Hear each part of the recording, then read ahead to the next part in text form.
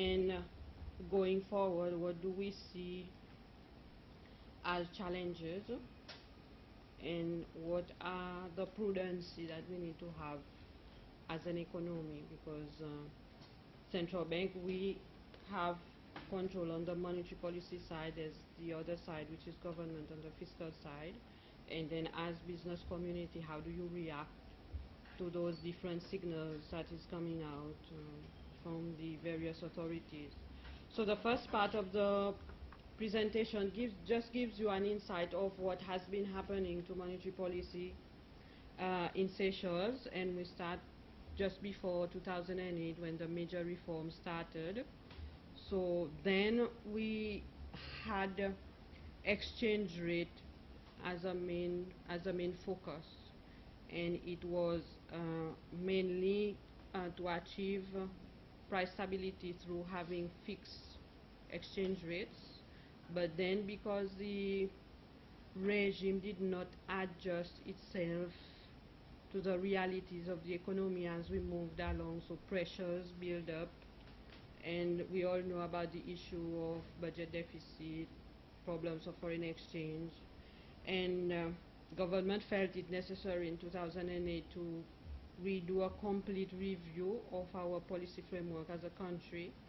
And this is when in the law of the central bank, we put as prime objective price stability, which is usually what comes out in most countries, price stability being the prime objective, and then you have a series of other objectives. So anything that we do in terms of monetary policy adjustment has the prime focus of price stability.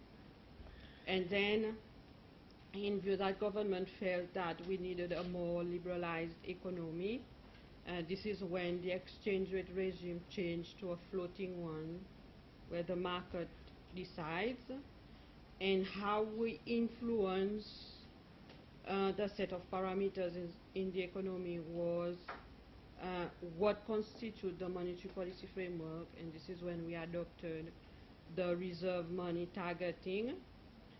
This is where the components of liquidity, overall liquidity, that central bank can have control directly, we do set targets, and this is mainly currency in circulation and deposits that commercial banks and the credit union keeps with central bank. And until recently now, the bank's deposit is set at 13% of the deposit base in rupees and in foreign currency. In view that dollars and euros are the two main currencies, so we've set 13% on dollars and 13% on euros, and any other currency that banks may have, they convert that in dollars and they deposit in dollars. And currently, I can say, because for the perspective of influencing liquidity in the system, we look more at the rupee component. We currently have just above 1 billion rupees deposited with us. And we can highlight that banks, they don't earn anything on this. So 1 billion rupees is at 0%. So it's an important element for you to note. And then currency in circulation is just notes and coins that we have in our pockets, and the component that banks have on a daily basis in their vault for them to make use in any given day, because most of the time people come for cash, especially end of month for salary withdrawal or for businesses needs. So this is controlled through the vault operations that we have. So based on the needs of the individual institution, they will come to central bank at given times for them to take out money, or if they have excess at their end, they come back for them to place any excess. So what have we changed in the monetary policy framework, which is based on the reserve money targeting? So what we've kept is we've kept the reserve money targeting as part of the framework, and we continue to set quarterly targets. So each time the board makes a decision, we approve the level of reserve money, and this will depend on whether we tighten or we loosen policy. And the main instrument that we interact with the market, and then when we say interaction with the market, is mainly the banks and credit union, because then they interact with the rest of the market. Given that currently we have excess liquidity in the system, so we use mainly the deposit facility, so we mainly bring money to central bank than putting back funds in large quantities. And then we have what we call standing facilities. This is open to all banks, and this will then go in the discussion on the interest rate corridor.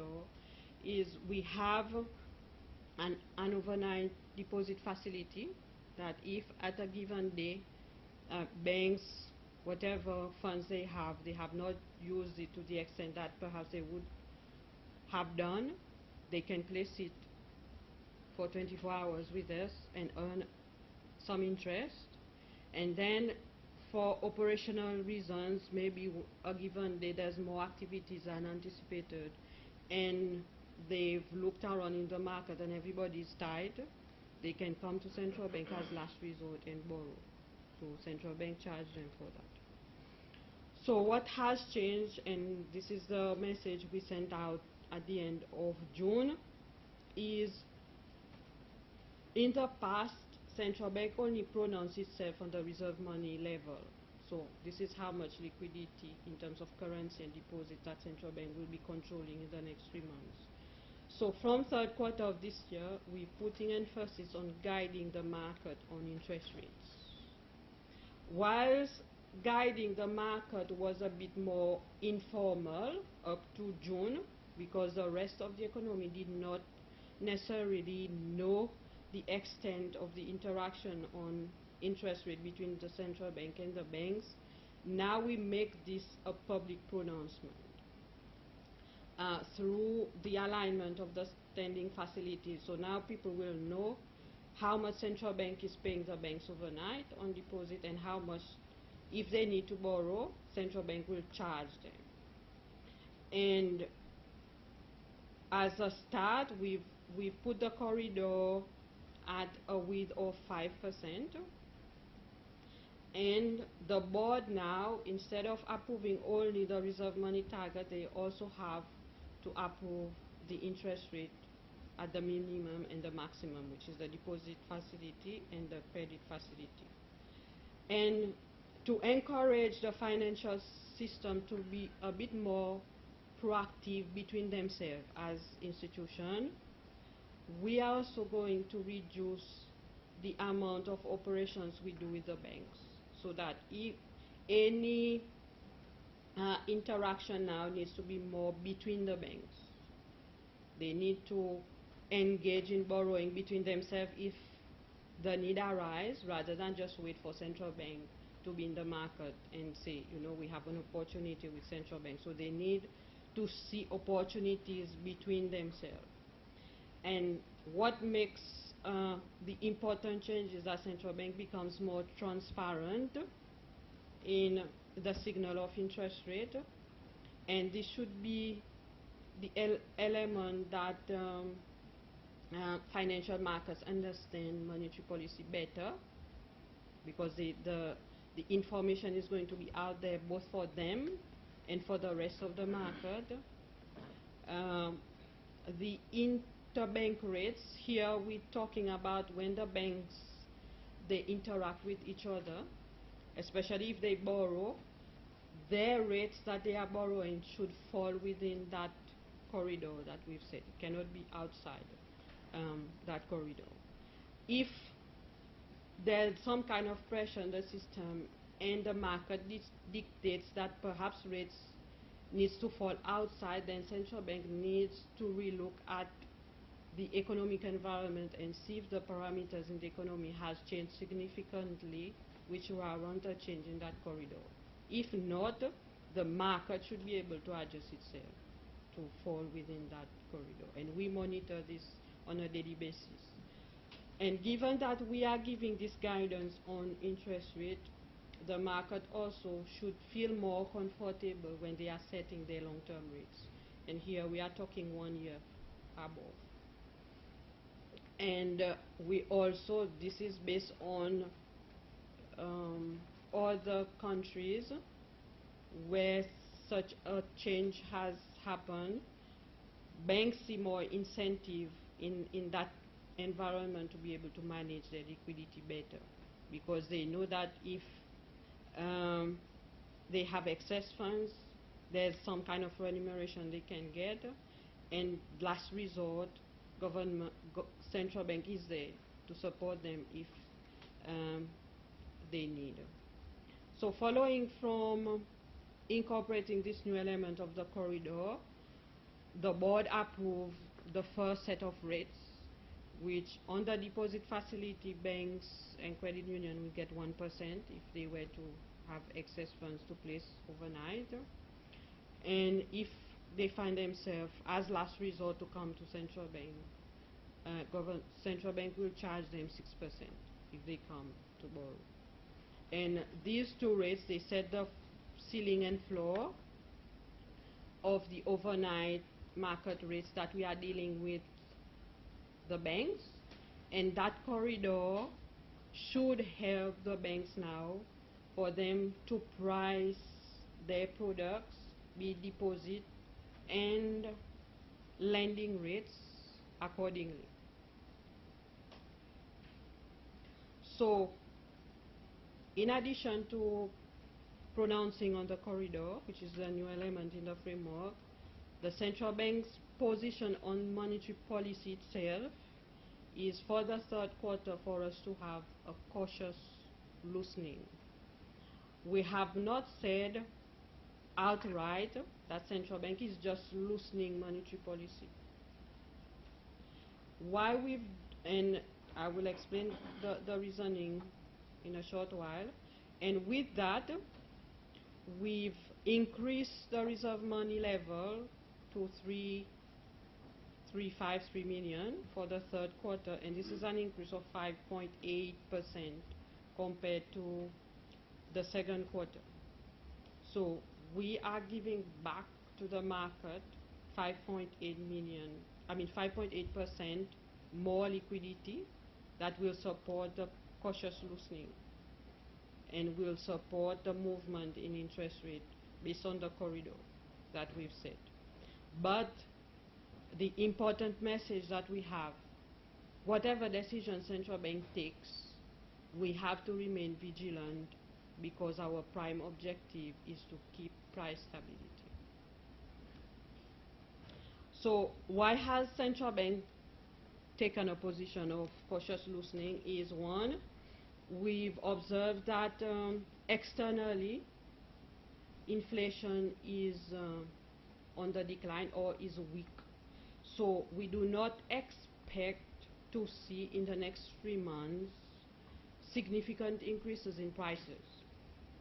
So this is where it is important from a private sector perspective. This is where we try to understand if other things are remaining stable, and here a critical component is the exchange rate, because this affects prices. If exchange rate were to remain stable and prices internationally were to come down or is also stable, why are we seeing prices in the domestic market going up? So we should either see stability or declining prices, and this is what we are not seeing. And this is where it affects central bank in terms of making a decision on its policy going forward, because if we see domestic prices going up, we have to react, because purchasing power will decline if inflation continues to go up. So it is an important element that we would like to continue to have a conversation with the private sector to understand if prices internationally are coming down, how is this translated in the domestic economy? Because everywhere when prices go down in the domestic market, if you are import dependent, you should see that translation. But in Seychelles, it's not necessarily the case. So what is affecting the private sector not to translate this reduction in prices to the final consumers? Because if it does not happen, central bank will always see itself in a position of tightening, which may not be conducive for the economy, because when you continue to tighten, interest rate continues to go up, this affects the productive sectors. Investment will not be as vibrant as we would like to see. So this is a question that we would like to continue to engage with the private sector to understand this translation element. What we've also seen is that even though the rupee has been depreciating, it has remained more or less stable. So that's why we don't foresee a significant increase in inflation, because whilst the currency has moved, but it has been slow. So we don't expect that prices should go up by an even greater margin that we are seeing the movement in exchange rate. And in some months, I think May and June, rate has been practically stable. On average, we have not seen significant movement. So one element which has gone on the positive side for the loosening is that the economic activity has been below potential. Whilst recovery is there, but the activity is not there yet at its full potential. So the loosening gives that breathing space for investment to grow. So what we've seen is that despite seeing an increase in tourism arrivals, it has not necessarily been translated into higher earnings, but there on earnings, there's still a debate as to whether lower earning is true, or there are certain leakages or earnings that the economy is getting that is not necessarily getting into the country, staying outside. So there's more work that is currently underway between different agencies for us to understand this better. But we've also put tuna production here because we've seen a stagnation there, and because the IoT is a significant contributor in the forex market. So any reduction in tuna production, which may mean impact on the earnings going forward, may have an impact to us on the domestic economy, because they will see a reduction in how much they can exchange on the domestic market.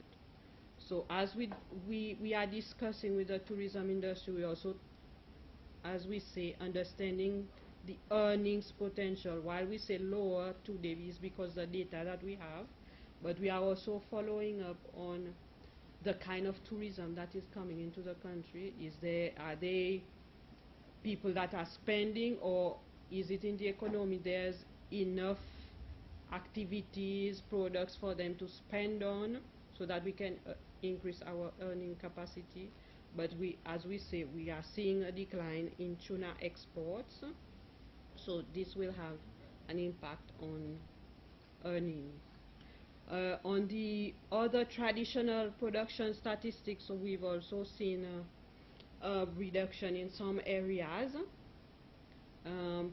from a quarterly basis and a yearly basis, whilst there are some areas that has remained positive, but globally the picture shows a more declining picture rather than increasing. So all of these developments have given us an estimate that GDP growth for the first quarter has been on the decline, even though usually this is